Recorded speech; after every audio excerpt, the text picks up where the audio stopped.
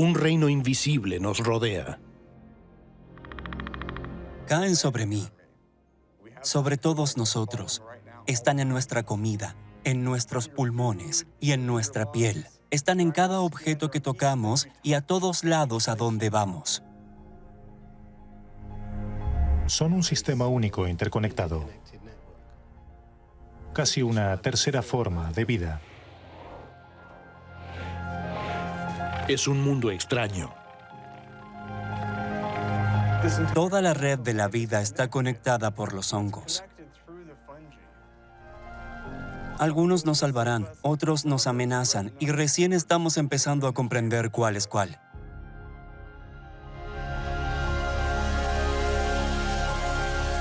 Dieron forma a nuestro mundo y determinan nuestro futuro. Bienvenidos al reino de los hongos.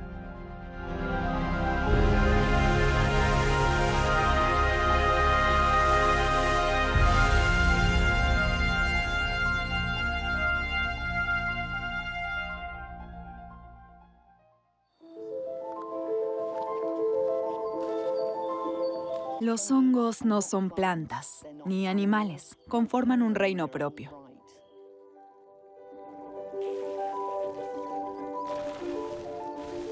Muchas personas los consideran plantas, tal vez porque no se mueven. Pero de hecho, los hongos están mucho más emparentados con los animales que con las plantas. Y al igual que los animales, deben alimentarse de otros organismos.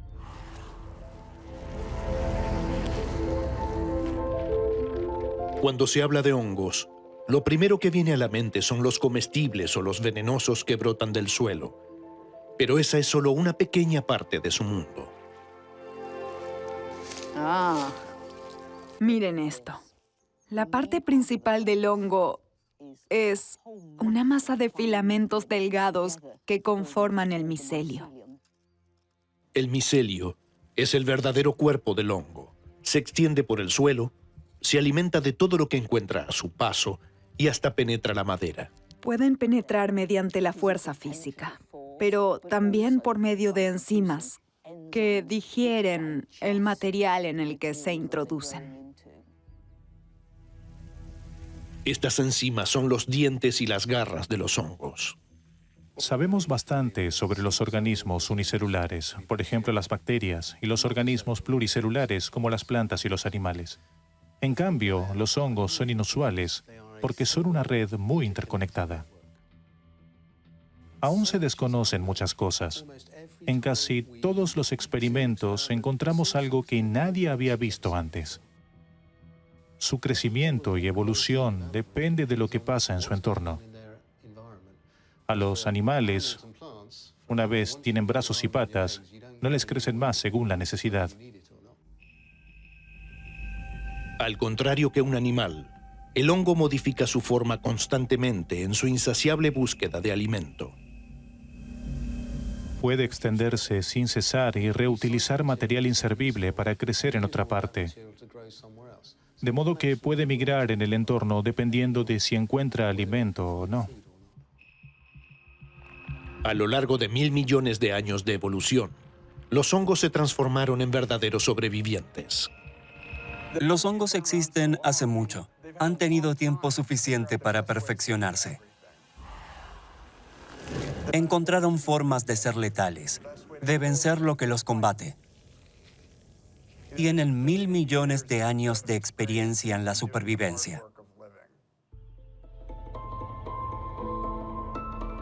Podemos aprender mucho de este reino enigmático, pero no conocemos ni siquiera un 1% de los 5 millones de especies de hongos que se cree que existen. Ignoramos muchas cosas de estos organismos. Cada vez que respiramos, inhalamos cientos de esporas y ni siquiera conocemos detalles básicos sobre las especies que investigamos desde hace siglos. Los microbiólogos Roddan y Ann Madden quieren averiguar cómo los hongos pueden modificar nuestra vida. No necesitamos viajar a países extranjeros ni lugares lejanos porque hay especies nuevas bajo nuestros pies.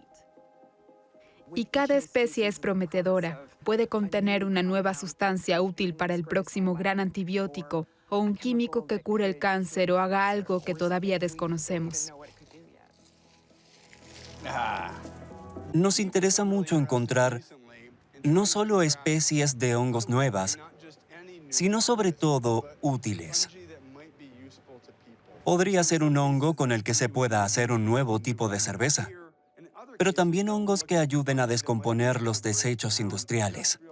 Necesitamos la ayuda de los hongos. Todavía no hemos descubierto la mayor parte de las cosas geniales que puede hacer la naturaleza. Por eso empleamos dos estrategias. Por un lado, buscamos sistemáticamente y por el otro, hurgamos un poco. La corteza es algo mágico. Cuando la quitas, debajo puede haber un mundo de cosas. Un enigma microscópico dentro de un enigma microscópico. Necesitamos algo que nos ayude a resolver el enigma. La historia natural nos brinda la brújula que nos indica la dirección.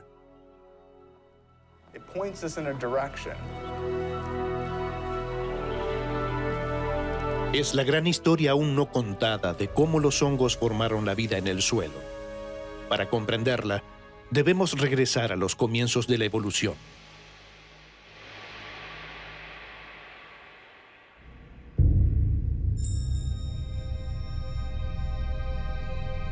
Hace 1.000 millones de años, el planeta Tierra despierta tras una larga época glacial. Los glaciares en retroceso revelan un paisaje estéril. Y sin embargo, de ese páramo surgirá toda la abundancia de la vida en la Tierra.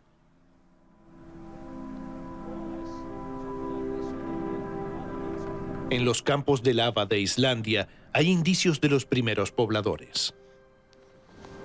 Es emocionante averiguar qué vive aquí que no podemos ver. En estas piedras hay indicios de que algunos hongos microscópicos estaban entre los pioneros de la vida. Hace aproximadamente 1.000 millones de años, los microbios comenzaron a poblar la Tierra. Entre ellos había bacterias y también hongos en comunidades crustuliniformes. Los primeros hongos sobrevivieron degradando los minerales de las rocas. Una lucha por la existencia que no podría haber sido más dura. Cuando vemos un paisaje volcánico como este, es difícil imaginar que los hongos revisten importancia en él. Los hongos son frágiles, consisten en esporocarpos y esporas microscópicas. No obstante, convirtieron en tierra una roca como esta. Los hongos corroen las rocas. Producen esporas que liberan un ácido que desintegra la superficie de la roca. Los filamentos fúngicos de rápido crecimiento, denominados hifas, perforan la roca para absorber los minerales nutritivos. Con una presión 100 veces mayor que la del neumático de un auto, las puntas de las hifas destrozan la roca. Lo que vemos aquí es una especie de minería molecular. Mediante este proceso, los hongos transforman las rocas en vida. Al mineralizar la roca, los hongos sentaron las bases para la aparición de las primeras plantas. Pero el siguiente paso en la colonización de la Tierra fue enorme. Hace unos 500 millones de años, un grupo de algas se desplazó desde los bordes de los océanos a los estanques de agua dulce en tierra firme. Para consolidarse allí, las algas tuvieron que negociar con los hongos. Los organismos que viven en el agua están inmersos en una solución nutritiva. Cuando se mudan a la tierra, la cosa es diferente. Es muy difícil acceder al agua y los nutrientes necesarios para crecer. Una estrategia importante fue aliarse rápido con los hongos que ya estaban consolidados en tierra. Por entonces, los hongos vivían de las bacterias y las algas marinas putrefactas que llegaban a la orilla. El asentamiento de plantas terrestres les ofreció un acceso al alimento mucho más fácil. Explotar un organismo vivo para obtener azúcar, en vez de desarrollar las propias enzimas para aprovechar y digerir los nutrientes, era energéticamente más ventajoso para los hongos. Económicamente tiene sentido. Cuando las algas abandonaron las aguas, estaban listas para negociar. Les ofrecieron azúcar a los hongos y en compensación recibieron minerales vitales. Esta relación ventajosa para ambas partes es una forma de simbiosis.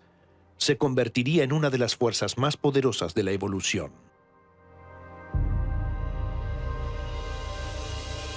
Cuando la primera célula de las algas tocó tierra, dijo algo como, aquí estoy, establezcamos una relación. El microbiólogo Eric Hom recreó esta asociación ancestral entre los hongos microscópicos y las algas. Me fascinan las relaciones. ¿Quién se lleva bien con quién y por qué? El experimento del Dr. Hom demuestra que los hongos y las algas siguen cooperando aún después de 500 millones de años. ¿Qué crees?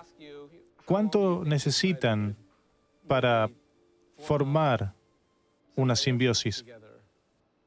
Ni idea. No está claro desde el principio que vayan a colaborar. Sí. Pueden formar una colaboración. Es el resultado de 7 días. ¡Qué locura! ¿Juntaste estos dos? Sí, Los dos odian la vida. ¿Después de 7 días tienes esto? sí, congenian.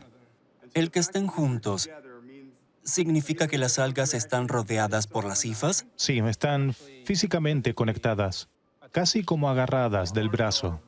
Es fantástico. Estás recreando lo que debe haber ocurrido.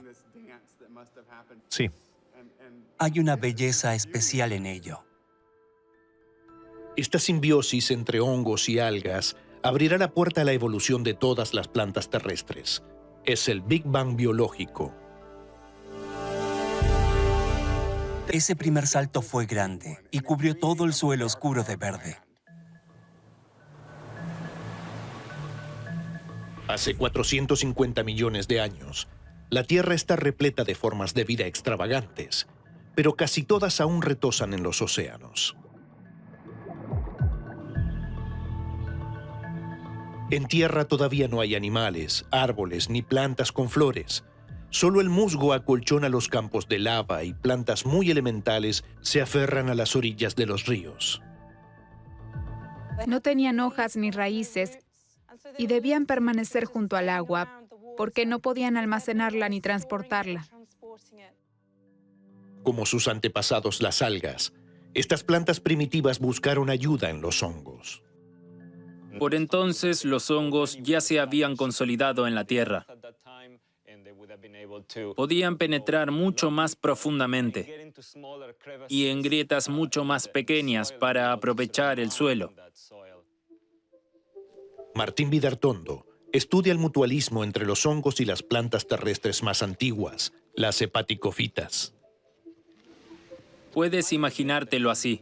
Los hongos entraron en contacto y tocaron las superficies de estas plantas planas.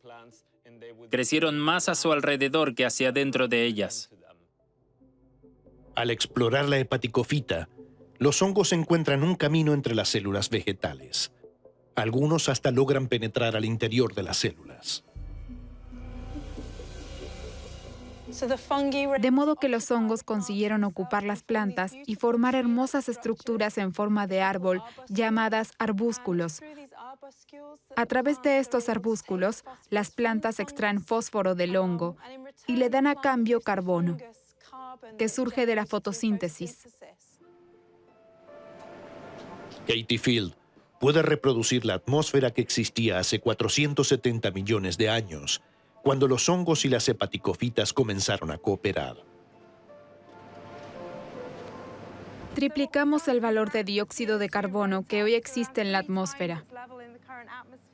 Y ahora vemos cómo están las hepaticofitas. Esta es mi hepaticofita preferida, la Treuvia lacunosa. Es la planta terrestre más antigua del planeta y probablemente muy parecida a las plantas de hace 400 millones de años. Por lo visto, le va muy bien con el alto nivel de dióxido de carbono de la cabina. Eso indica que el hongo está haciendo su trabajo y le brinda los nutrientes del suelo. Por eso crece. Gracias a la cooperación con los hongos, las hepaticofitas no solo sobrevivieron, sino que prosperaron. Estas plantas diminutas absorbían el dióxido de carbono y liberaban oxígeno, y así le ayudaron al planeta a empezar a respirar. Con el tiempo modificaron la composición de la atmósfera y les allanaron el camino a plantas más complejas. Se desarrollaron plantas mucho más grandes, con hojas y estomas, poros que pueden controlar la absorción del dióxido de carbono, y con raíces que les permiten a las plantas crecer a gran altura del suelo. Desde entonces, casi todas las plantas se nutrieron de su hongo simbiótico. Me fascina la idea de que una planta viviente y sana permita que otro organismo crezca entre sus células y en sus células. No solo se lo permite, sino que se beneficia con eso.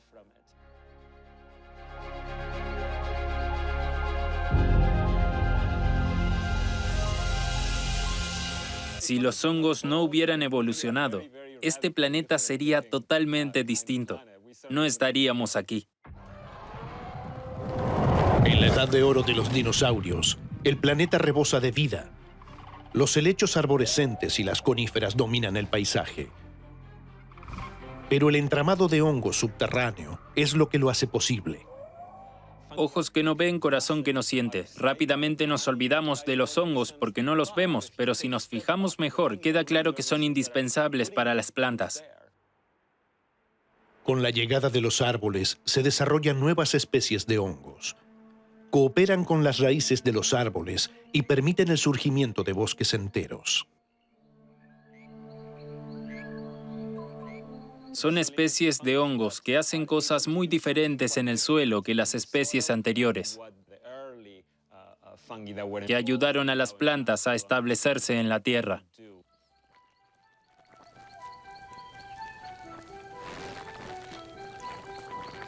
Estos hongos se distinguen sobre la superficie por sus cuerpos fructíferos, pero bajo la superficie forman redes complejas que los científicos denominan Internet del bosque. Efectivamente, hay dos tipos de Internet del bosque. Uno consta de descomponedores, que desintegran el material vegetal muerto e interconectan muchos recursos muertos diferentes. Sin estos descomponedores, la vida en el bosque se paralizaría rápidamente. Los hongos se alimentan de lo muerto y así generan vida.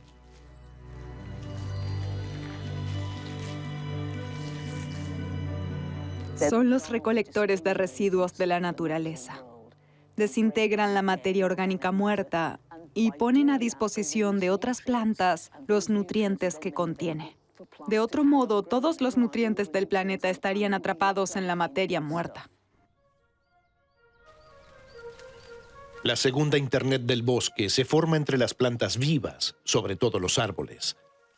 En busca de alimento, los filamentos de los hongos, llamados hifas, penetran hasta la raíz del árbol. La rodean y algunos hasta se abren camino en su interior. Allí entregan agua y minerales a cambio de azúcar. Pero es mucho más que un simple intercambio. El bosque entero se relaciona por medio de los hongos.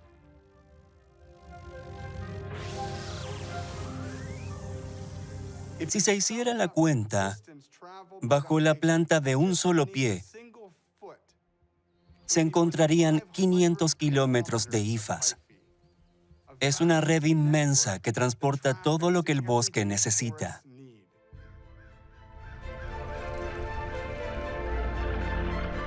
La Internet de la naturaleza. Una autopista de información que permite a los árboles comunicarse entre sí e incluso enviarse señales de alerta. Como si el bosque no solo consistiera en árboles individuales, sino que funcionara como un superorganismo.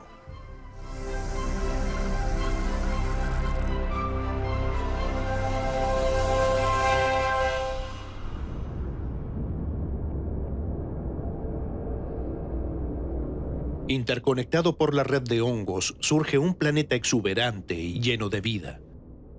Pero cientos de millones de años de evolución están a punto de desaparecer en un solo instante.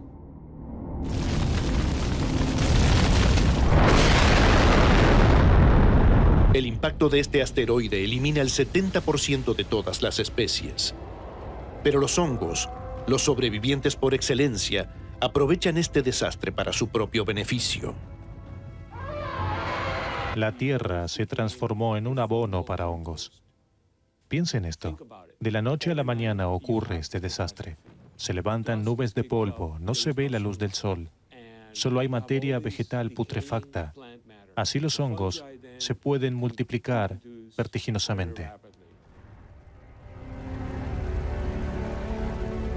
En este extenso escenario de muerte, los hongos heredan la Tierra. Y por increíble que parezca, sin ese desastre el ser humano no estaría aquí. Porque sobrevive una especie hasta ese momento insignificante, los mamíferos, de los cuales descendemos. Los mamíferos tienen una ventaja sobre los reptiles. Tienen sangre caliente. Los reptiles son muy proclives a enfermedades fúngicas, pero un mamífero que tiene una temperatura corporal aproximada de 35 grados logra una especie de zona de exclusión térmica para los hongos. Es una teoría fascinante. Si fuera cierta, la temperatura corporal de los animales de sangre caliente estaría por encima de lo que resiste la mayoría de los hongos. El equipo de Casadeval quiere verificar esta hipótesis. Después de 2 días en este cultivo a temperatura ambiente, es decir, 25 grados o a 37 grados, la temperatura corporal humana, vemos diferencias en el crecimiento. En la placa de Petri de 25 grados crecieron las 4 cepas, pero en la de 37 grados vemos que hay 2 cepas que no crecieron para nada. Eso se debe a que no sobreviven a 37 grados y son las cepas que no infectan al ser humano. La delgada línea que nos protege de esos gérmenes patógenos marca la diferencia entre la vida y la muerte. En Estados Unidos están muriendo millones de pequeños murciélagos a causa de un hongo recién introducido. Los murciélagos tienen sangre caliente como nosotros. No obstante, hibernan.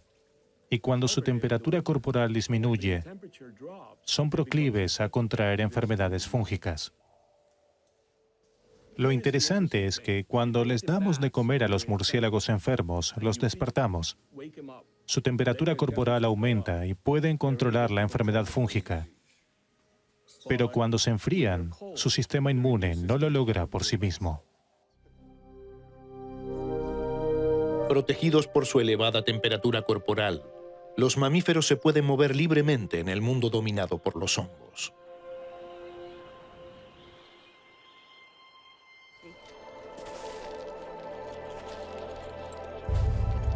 Otzi, el hombre del hielo, fue víctima de un asesinato en el Neolítico.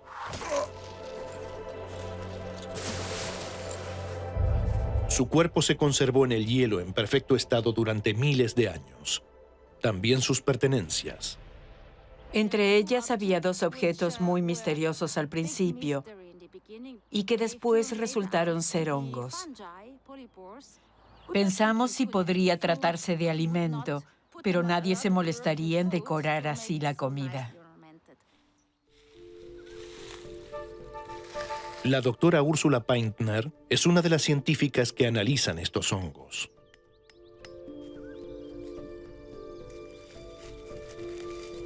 Hoy sabemos que el hongo Yesca fortalece nuestro sistema inmune y ayuda contra el cáncer y las inflamaciones. Es antiviral y antibacteriano, de modo que tiene muchas propiedades medicinales. Los hongos Yesca de Otzi son el primer uso registrado de los hongos como medicina, pero para él tenían otro significado adicional. Eran un talismán de la suerte, algo espiritual, el espíritu divino que había de protegerlo en el viaje.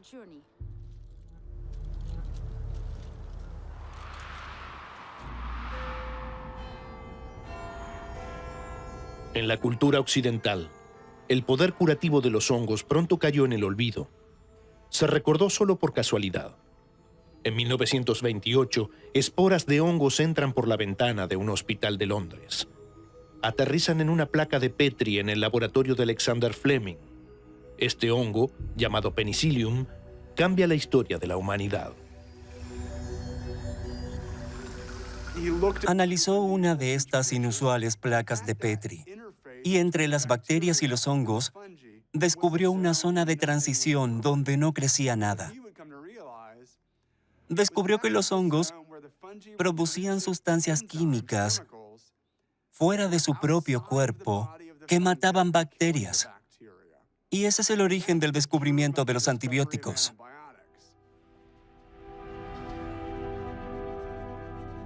A lo largo de su historia, la humanidad fue constantemente diezmada por plagas bacterianas. Pero desde la primera pastilla de penicilina, la población mundial se ha triplicado, construimos ciudades gigantescas y modificamos nuestro planeta. Seremos 2.000 millones de personas más. Necesitaremos más alimentos y más antibióticos. Por eso dependeremos aún más que hoy de los hongos. El poder de los antibióticos para salvar vidas es el resultado de una guerra ancestral. Los hongos y las bacterias son enemigos mortales.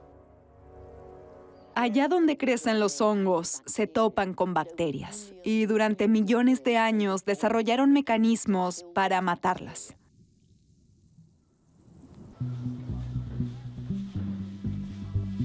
Pero las bacterias evolucionan sin cesar y se vuelven resistentes. Esa es la causa de la crisis mundial de los antibióticos. Si no encontramos una solución, cientos de millones de personas morirán. El reto es que no tenemos nuevos medicamentos, pero debemos encontrar nuevas soluciones. El microbiólogo Jerry Wright se preguntó si los hongos que producen antibióticos también podrían vencer esa resistencia. De modo que tuvo que recurrir nuevamente al suelo con la esperanza de encontrar una sustancia que permita salir de la crisis. ¡Hey! Un poco más de tierra para ustedes, del patio de la universidad. Gracias. Tal vez encuentran algo. Suena bien. Estudiamos 10.000 muestras de microorganismos recogidas en diferentes zonas.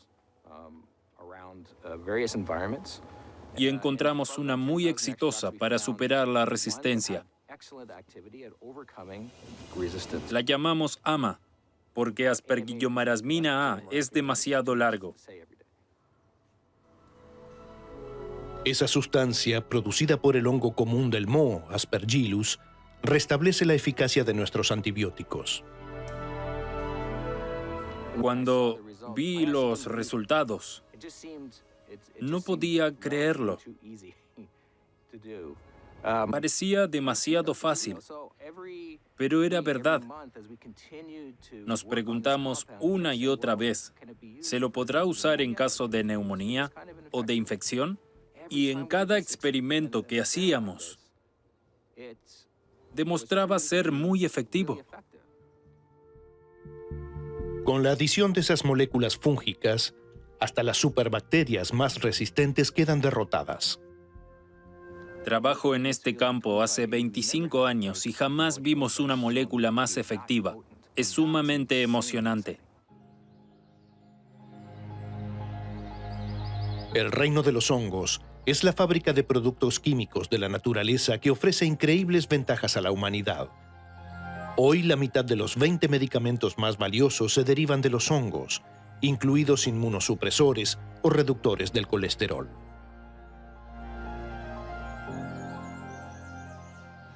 Muchos de los nuevos medicamentos provienen de los hongos. Son la caja mágica con sustancias de las que dependemos. Ahora, los científicos investigan los beneficios de una variedad de hongos con propiedades antiinflamatorias, antioxidantes, oncológicas e inmunoestimuladoras. El reto para los científicos es entender por qué lo hacen, cómo podemos aprovecharlo y cómo encontrar lo que buscamos. Con millones de candidatos potenciales, la búsqueda de especies de hongos útiles requiere un olfato casi detectivesco. Además de los insectos, de los que sabemos que portan hongos beneficiosos, hay muchos otros en los que nadie ha estudiado esta conexión. Ahora nos fijamos en los insectos sociales, que como nosotros, luchan contra patógenos microbianos, a los que les encantaría destruir toda su sociedad.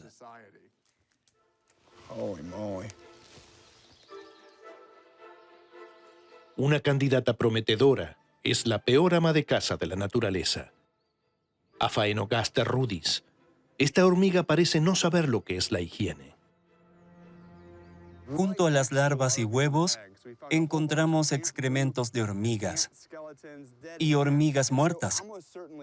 Es interesante. Si usted tuviera excrementos y cadáveres en su habitación, se preguntaría no solo cómo llegaron ahí, sino sobre todo, cómo evitar que los agentes patógenos resultantes lo maten. Recogemos hormigas y sus desechos. Queremos averiguar si en los desechos hay un hongo que podría ser un antibiótico útil, pero que las hormigas también usen para descomponer los residuos.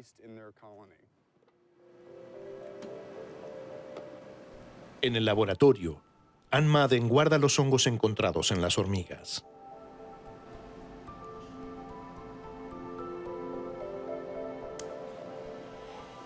Esta es mi parte favorita, porque nunca se sabe lo que va a crecer en una placa de Petri. Una diversidad increíble para un insecto. Fantástico. Vemos varios hongos, pero puede ser que aquí haya aún más especies. De verdad espero que aquí haya hongos que produzcan antibióticos o con los que podamos desechar residuos humanos. Todavía no sabemos de qué tipo son, ¿verdad?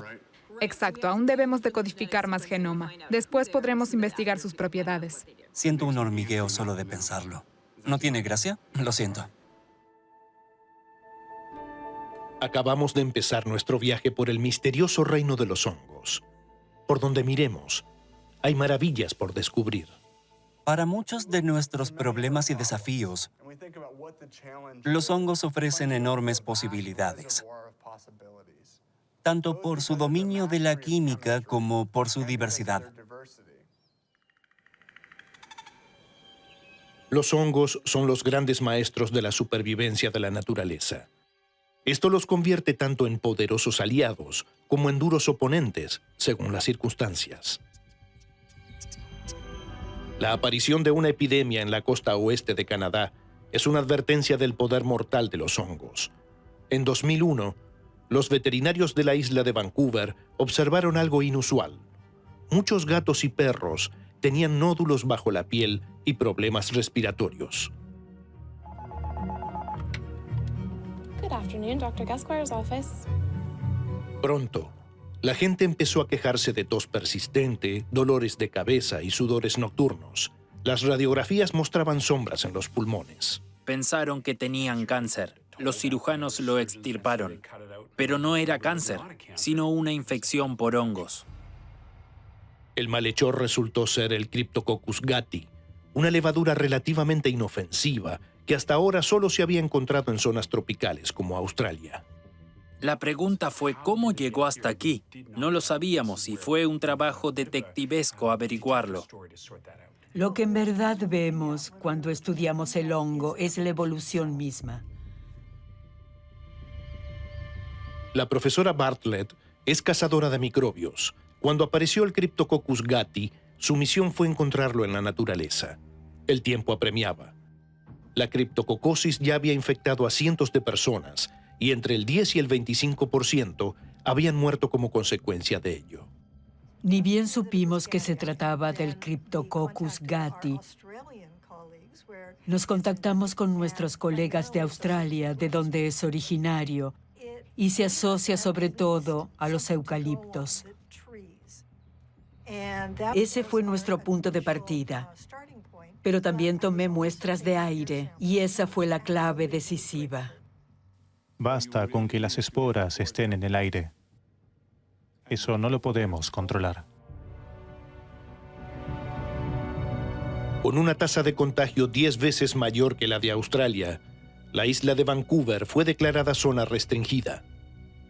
Estar entre esos árboles en medio del bosque sin saber si era una plaga era bastante estremecedor. Lo segundo que se me pasó por la cabeza en ese momento es que estaba allí tomando muestras. ¿Corrí el riesgo yo también de enfermarme?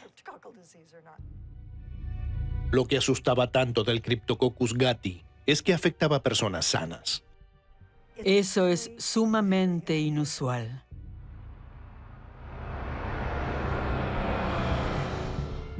Si no se detecta, la infección puede ser mortal. Ken James, un antiguo trabajador del molino de Duncan, tuvo suerte. Una casualidad le salvó la vida.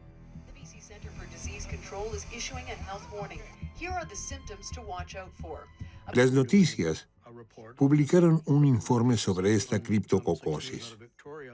Cuando enumeraron los síntomas, pensé, sí, lo tengo. Básicamente, tenía casi todos los síntomas descritos.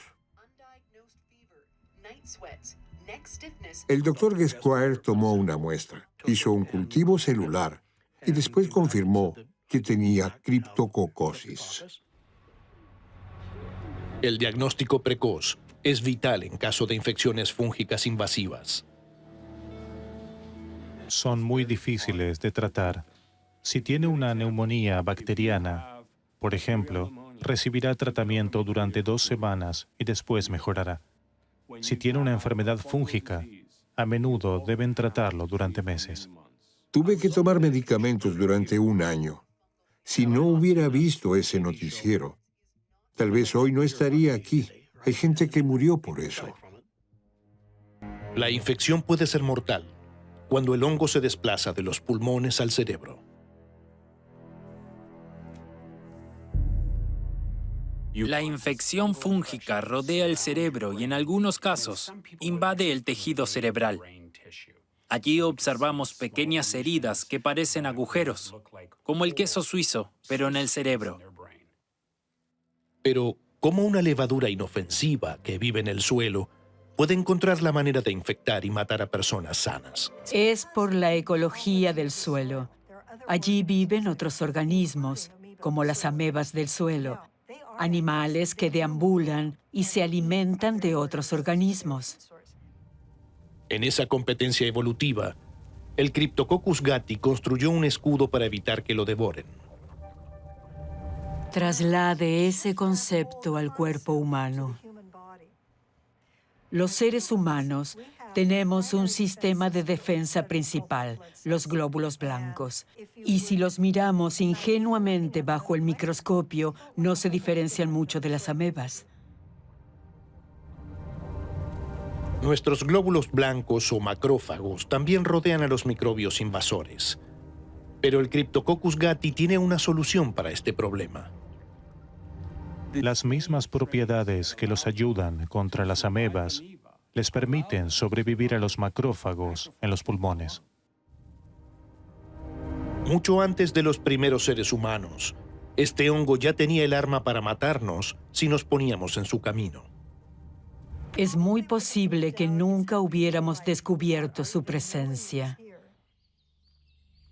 El Cryptococcus gattii había dormitado en la naturaleza hasta que las condiciones cambiaron, y eso ocurrió mediante el calentamiento global.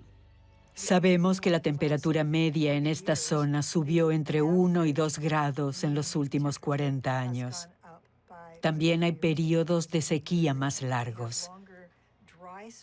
Entonces, cuando se levanta polvo, aumenta la probabilidad de que las personas inhalen las esporas y contraigan criptococosis. El C. gattii está en movimiento.